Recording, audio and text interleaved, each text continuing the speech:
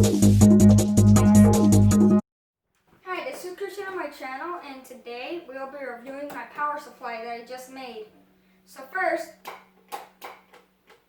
we have a switch. What I did here was I put the red wire on one terminal and a black wire on the other terminal. When I flip this switch on, it should start the power supply. First, we have our 12-volt line here, which is going to be used for cigarette lighters and stuff, so I can power my phone. We have a 5-volt SB standby thing here, which this 5-volt lane is only 2.5 amps, but it will be running all the time, even with the power supply switch off.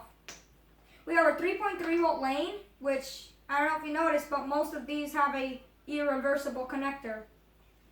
So basically, you have to tie the orange and the brown wires together on the positive, so the 3.3 volts will be stable, which I did here. And then here we have a regular 5 volts, which is capable up to 17 amps. So I decided to put 3 USB ports from an old USB hub.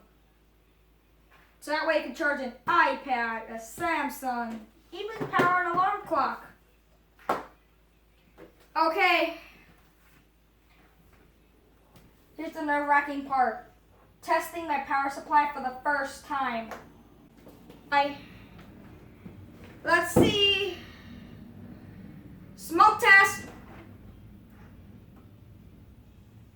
Now I'm going to plug the phone in here. Click on. Yes, it works. See that? Do you see that? Let me just unlock my phone.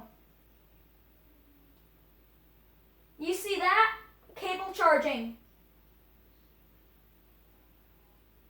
So now I'm going to shut this off.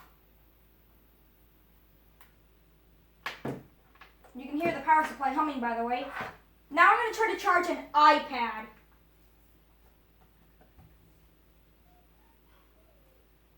Here, we're going to charge an iPad.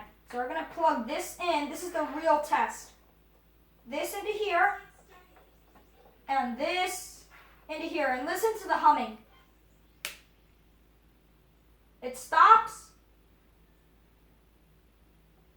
But it may even work.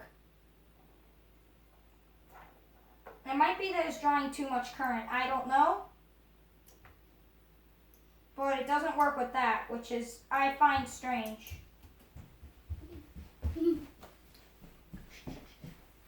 Okay, now the alarm clock test. We're going to put this alarm clock here, and we are going to plug the alarm clock in. See that? It works. We have a 12-volt lane to do our 12-volt stuff, a 3.3-volt lane, and a 5-volt SB lane. So now, you can shut it off, turn it on,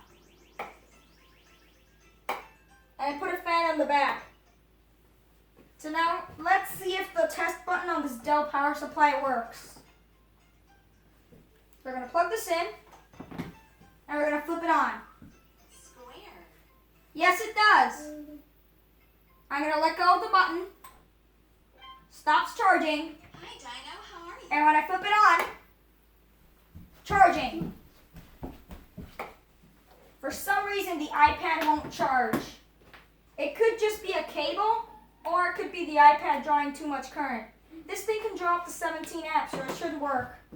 Right? Well, it doesn't. It could just be the cable. Let's plug my phone in. Oh. Obviously, that's not plugged in. Okay. It charges from here. However, the iPad doesn't charge. Let me try powering it off. and then see if the Apple logo appears. This will tell me if it works. But that's awkward because iPads can usually take about 1 amp. So let's plug it in. Yep, Apple logo. Here we go. At least it powers the iPad. So it should start charging. I'm going to check here. Nope. It doesn't charge yet. But it could just be the cable or some weird thing. I'm going to try this experiment here. Let's plug the alarm clock into here. And we're going to plug the USB to here. Yes, indeed, it does charge. So it's a problem with the USB ports not liking the data pins. I think we need to short out the data pins. I'm not sure, but I think we do. Anyway, that concludes our experiment about doing my power supply. Also, please subscribe to my channel. Something is upcoming for my 100 subscriber special, I promise. And also, check out my Instagram at kideas1000. Link will be in the description. Bye.